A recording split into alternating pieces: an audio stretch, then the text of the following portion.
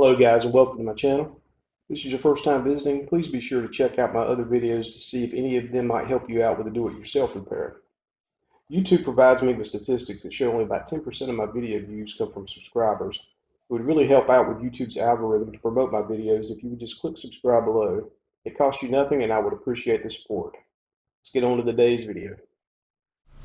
Alright guys, today we're sitting in the cockpit of my 2000 Honda Accord. If you own this generation of Honda, you're probably very familiar with that light that is staring us right in the eye off the dashboard, the SRS light. SRS, if you did not know, it stands for supplemental restraint. This is what the airbag light looked on in this generation of Honda. Honda makes this a little difficult to read with just your basic code reading tool, and I'm going to show you how we're going to get the code for that SRS error. I already have an idea of what it is. It's something that's very common with this car. And if that's the case, I'm going to show you how I'm going to go about fixing it. Alright, so I'm going to get the camera set up in the floorboard and we're going to take a look at the OBD plug for this car. And I'm going to show you what we need to do with that in order to read the codes out of the SRS module. Alright guys, I got the camera in the driver's floorboard of this car right now. And we're looking up here. This is your OBD2 reader here. It's got this metal bracket that it sits in. I've already disconnected it so I can pull this out.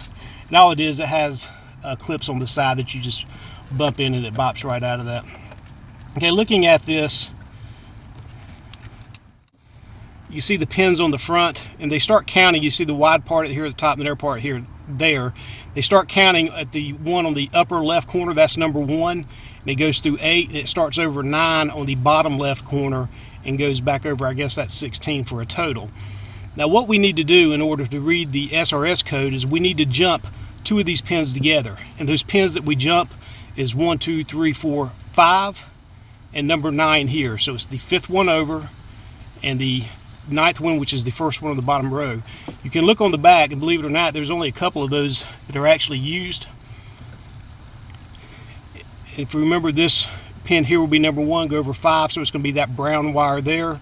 And the number 9 is going to be brown with white in this corner here. So I'm going to get a jumper wire. You could take a paper clip if you like and go into number 5 and number 9.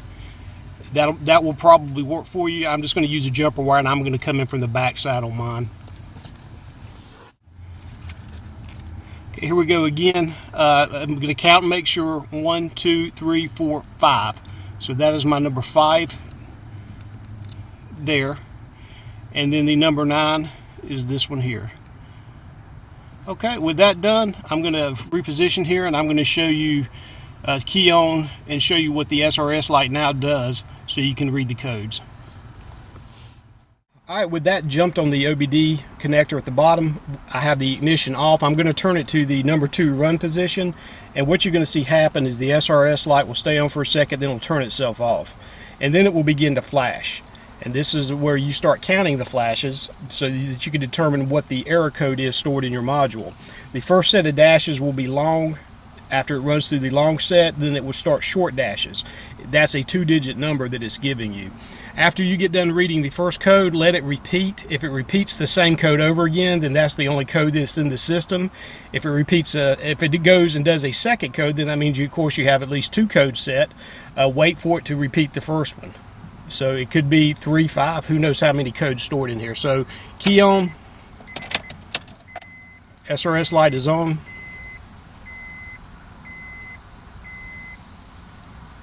Turns off. Now we're going to start counting. 1, 2, 8, 9.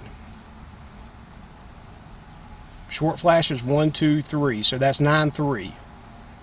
I'm going to make sure if it repeats 1, look for 9, 3 again. 2, 3, 4,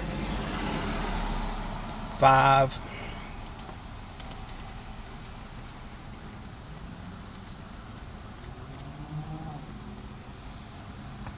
9 again.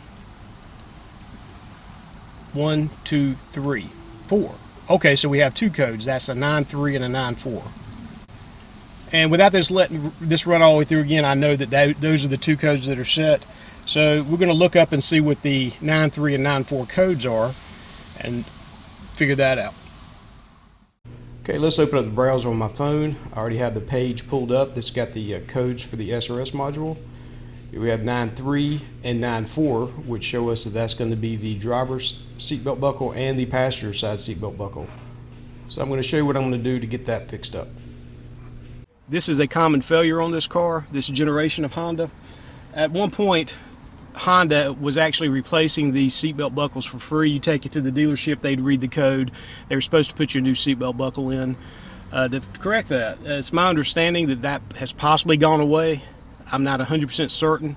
I do know that those OEM seatbelt buckles cost around $300. So if Honda's not willing to do it themselves, then I'm going to show you a way to maybe try to get around that that price tag.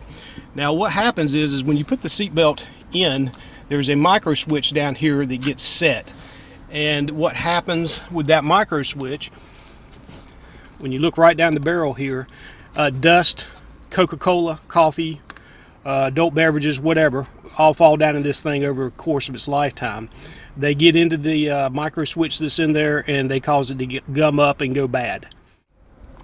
So what we're going to do, without taking the seat out of the car, without taking the belt buckle off of the side of the seat, is we're going to take this plastic cover here off, which is going to expose that micro switch that is right here. All you need is a screwdriver to do that. See if I can get the camera set up and show you me doing it. Alright, so I'm just going to come in here with a screwdriver and I'm going to pry these apart here, and I'm going to come in on the other side and do the same thing. Be gentle. There's some plastic tabs in there that can get broken, and that's going to expose underneath here. This is the micro switch here. I'm going to move the camera a little bit closer and show you what we got. Alright, so you can see all around that switch, dust and nasty. It's just everywhere. This piece will push all the way down when the seatbelt's set, and see it's supposed to push cause this to close in contact, and that tells the airbag that the seatbelt is plugged in. These airbags on these cars, the way they're designed, is that if the seatbelt is off, they deploy at a slower speed. It's supposed to prevent an injury in an accident, but if the seatbelt is buckled, then it deploys faster because you're actually secured in the seat and they can get it out in between you and the steering wheel a little quicker like that. What it'll do, it will default to the slow speed even when the seatbelt is set, and that is what causes the SRS light to come on. So without taking this switch out, I'm going to come in here with some electrical cleaner. I'm going to spray as thickly as I can here, get it good and saturated, and I'm just going to work this switch over and over and over again, and I'm going to see if I can get at least the 9.3 code to go away. If we get the 9.3 code to turn off, then we're going to turn our attention over to the passenger side. Okay, I've got a old t-shirt wrapped around that so I don't get this parts cleaner all over my seat upholstery if I can help it. And this is what I'm going to be using here. You could use WD-40, anything else that's going to be used for cleaning these contacts and what. Before I spray that on there though, what I'm going to do is come in here with a toothbrush. I'm just going to lightly brush a lot of this dirt that's built up.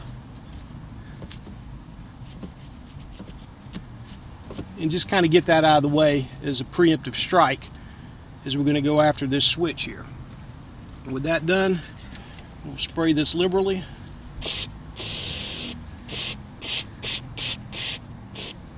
There is, you can see the little red, right there where my nozzle is pointing, there's like a little red dot. So I'm going to get in there real good because I want to try to maybe get some of this cleaner into the switch itself.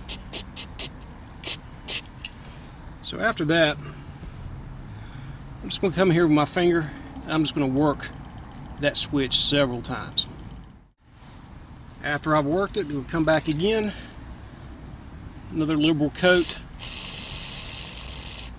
of the cleaner all around the switch, and I'm going to concentrate on that red dot.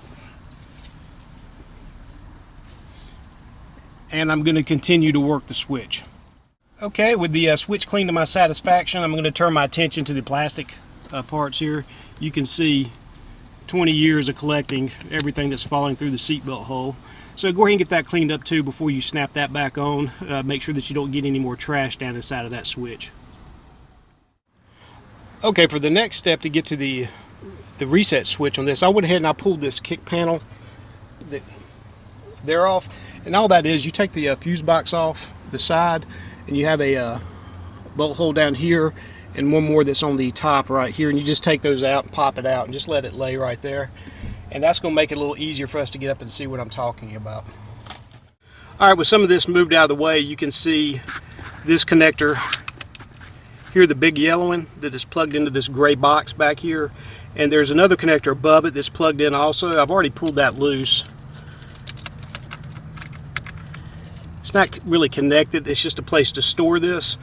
So that is what your reset switch looks like for your SRS module. Alright guys, and this will be my setup to reset this. I have this hanging down and I have this piece of jumper wire that is plugged into both of these on the connector. And what I'm going to do is I'm going to turn the key on and I'm going to watch the light, the SRS light. It'll come on for a few seconds and then it'll turn itself off. Once it turns itself off, I'm going to disconnect one side of this, wait for the light to come back on, then plug it back in. Wait for the light to go off, unplug it, wait for the light to come back on, plug it back in, and then we should see 2 quick flashes of the SRS light. That's going to tell us that we've reset the module, cleared the codes out of the memory. All right, let's get on with that. All right, so with the jumper connected down here on that reset switch, I'm going to turn the key on to run, and we're going to watch our light. When the light goes out, we're going to unplug it, unplug, wait for it to come back on, plug it back in, wait for it to go back off, unplug it, it comes back on. 2 quick flashes. That tells me that I've just cleared the code that was set in the SRS module. Okay, now that I've finished clearing the code and the SRS light is now off, I've gone back, I've jumped the 5 and 9 pin on the OBD2 connector again, and we're going to do the key on and we're going to see how it behaves now that there should not be any code stored in the module. Key on, the light comes on.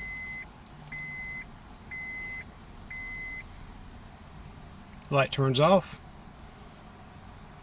Light comes back on, and there's no flashing. So that's telling us that there are no longer any code stored in the module, and we're going to take it for a drive with the seat belts and make sure everything's still working correctly now. Alright guys, I've taken the car for a test drive, tested the seat belt. We're going to plug that in and let you see everything's still working correctly with that switch, and my SRS light has not come back on. The code for the passenger side seatbelt buckle did not come back, but I'm still going to take that buckle apart like I showed you. I'm going to go ahead and clean that with the electrical parts cleaner in the same manner that I did the other one, just to make sure. I don't want either one of those codes to come back. So that will close out our video for today. I hope that's going to help you guys that have the problem with that SRS light. I know that I was seeing that thing in my sleep sometimes because it just stayed on constantly. That was the only light on my dashboard, and it was just quite irritating. So hopefully this video will help you clean up some irritation in your life. I'll catch you guys on the next one.